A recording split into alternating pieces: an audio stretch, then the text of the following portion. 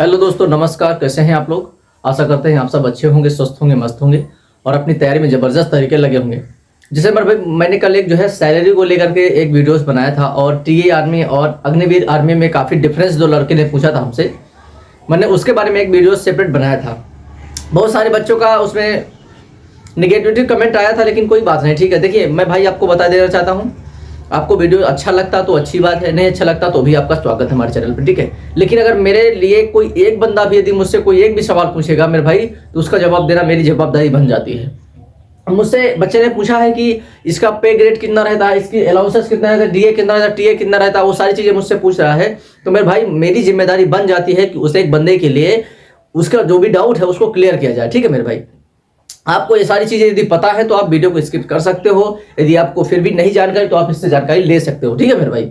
मैं ये नहीं कहता, आपको फोर्स नहीं करता कि इस वीडियो को आप पूरा वॉच ही कर लीजिए। यदि आपके लायक है इस वीडियो तो आप आराम से इसको देख सकते हो। यदि आपके लायक नहीं है ये जानकारी तो आप बिल्कुल भी वीडियो को स्किप कर सकते हो, कोई दिक्कत नहीं मेरे भाई, ठीक है। चलिए वीडियो को शुरू करते हैं। शुरू करने से पहले छोटा सा रिक्वेस्ट है, चैनल पर पहली बार विजिट कर रहे हैं चैनल को सब्सक्राइब कर लीजिए ऐसे ऑथेंटिक जानकारी के लिए, ठीक है मेरे भाई। चलिए शुरू करते हैं। देखिए मेरे भाई, यदि जो बच्चे अभी तक जिसका टीए में सिलेक्शन होगा, जो बच्चे टीए में जाकर के अपनी सर्विस को देंगे, जिसकी पर मंथ सैलरी कैसे रहती है, तो मेरे भाई ये एकदम पूरा ऑथेंटिक जानकारी है। पूरा जो है ये मैं सैलरी का एकदम चार्ट निकाल कर लेके आया हूँ कि जो सैलरी में आता है एसबीआई का पूरा खाते का स्टेटमेंट है, ये कितनी चीजें कहाँ मिलते हैं, वो सारी चीजें आपको इस वीडियो में हम बताने वाले, ठीक है। देखिए, जैसे मैं बता, इसमें लिखा है टीआर में ज्वाइन करने के बाद आपके क्या क्या आपको फायदा मिलने वाले सरकार से, वो सारी चीजें आपको मैं इसमें बताने वाला हूँ, ठीक है। मैं लिखा सैलरी पर महीना बैंक अकाउंट के साथ, मतलब सैलरी पर महीना बैंक अकाउंट के साथ, ये पूरा बैंक अकाउंट का मैंने स्टेटमेंट निकाल के रखा मेरे भाई, ठीक है।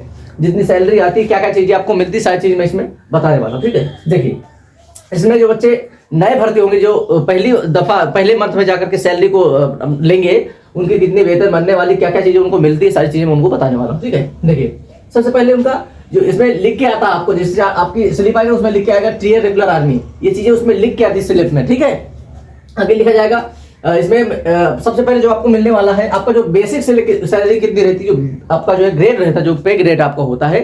तो जो बच्चे नए ज्वाइन करते हैं, जैसे मान लीजिए अभी जिसका स्टेटमेंट है उसका जो अभी सैलरी है 24,000 पे ग्रेड उसका, ठीक है, 24,000। तो जो आप नए ज्वाइन करोगे तो आपका जो पे ग्रेड जब होता है, एक जनरल ड्यूटी वाले जो पे ग्रेड होता है 21,700 रुपया होता है, ठीक है। और फिर आगे बात करते हैं, उनको मिलता है एमएस पे। एमएस पे क्या होता है आपको पता, आपकी जानकारी के लिए मैं बताना चाहता हूँ, ये मिलिट्री सर्विस होता है।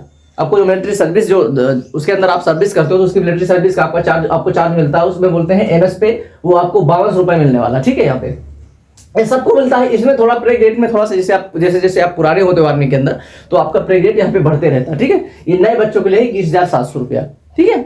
आगे बात करते हैं सीएल पे। सीएल पे क्या होता है, ये क्लास पे होता है, ठीक है। सीएल पे क्लास पे होता है, आपको मिलता है 450 रुपए आपको मिल जाते हैं। फिर आपका होता है टी पे। टी पे मतलब क्या होता है, क्योंकि मैं आपको सब आपके लिए लिख के रखा हूँ, या इसको बोलते हैं ट्रैवल पे। मतलब जब आप सरकारी जो सरकार करती है, आपका आने जाने का जो खर्च होता है वो सरकार उठाती है, ठीक है। तो वही इसमें लिखते हैं टी पे, आपको मिलता है 1800 रुपये। आप कहीं भी आते जाते हो तो आपका जो ट्रैवल करने का खर्चा है वो सरकार उठाती थी, उसका पे आपको दिया जाता है।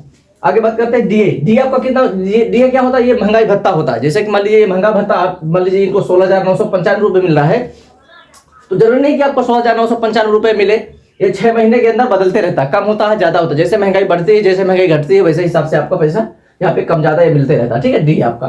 फिर आगे होता है पीएमएसए। पीएमएसए क्या होता है, इसका आपको 90 रुपये मिल जाता है।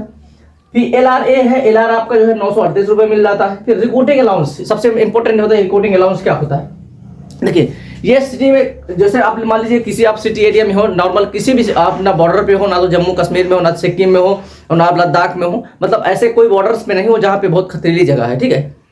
डेंजरस रिक्रूटिंग में आप नहीं हो तो आपको मतलब कम से कम आप किसी भी रहेंगे, कहीं भी आप किसी भी एरिया में रहेंगे, आप चाहे सिटी में रहें, चाहे किसी भी अपने यूनिट में रहें, तो भी आपको 2-3 हज़ार तो नॉर्मल मिल ही जाते हैं। उसका आराम से अलाउंसेस आपको देखने को मिल जाता है। लेकिन आप यदि JNK में है, सिक्किम है, लद्दाख में है, ठीक है, अलाउंसेस सबका अलग अलग है। सिक्किम का अलग है, JNK का अलग है, लद्दाख का अलग है, ठीक है, सब जगह का अलग अलग है। राजस्थान का अलग अलाउंसमेंट है। मैं वो बता रहा हूँ, जो मान लीजिए आप सिटी में जैसे हैं, आप किसी भी अलाउंसेस एरिया में नहीं है, आप सिटी में हैं, तो भी आप इनको मान लीजिए 3,095 मिल रहा है, 95 रुपया मिल रहा है, लेकिन फिर भी आपको कम से कम 2 से 3 हज़ार तो मिल ही जाते हैं, ठीक है, कम से कम इतना अलाउंसेस आपको तो मिल ही जाता है। लेकिन ज्यादा से ज्यादा जैसे आप हाईएस्ट एरिया में जाएंगे, खतरीली जगह में जाएंगे, तो आपको जो है 10,000, 20,000, 25,000 जैसे जिसके अलाउंसेस रहते हैं आपको मिलते हैं। जैसे सिक्किम का 30,000 अलाउंसेस है, तो सिक्किम वाले को 30,000 इसमें ऐड होकर के मिलता है, ठीक है।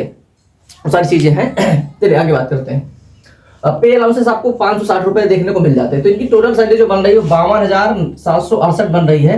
तो इसमें नए वाले बच्चों के लिए मैं बात कर सकता हूँ इनकी, क्योंकि यहाँ पे आपको प्रेगेट थोड़ा सा कम मिलने वाला है। यहाँ पे आपको 21,700 रुपए मिलेगा। इसमें थोड़ा अलाउंसेस में आपको थोड़ा कम मिलने वाला, वो माफ कीजिए डीए आपका थोड़ा सा डीए आपको कम हो सकता है, क्योंकि आप पहली बार ज्वाइन कर रहे हो आर्मी में। पहली मंथ में आपको थोड़ा से 12,000 की समथिंग भी रहने वाला है, लेकिन 2-3 हज़ार से कम रहेगा, ठीक है। तो यदि आप अप्रोक्स मान के चलोगे तो यहाँ 48 बन जाता है। 48,000 के समथिंग आपको पहले महीने में आपको सैलरी उठाने को मिल सकता है, ठीक है।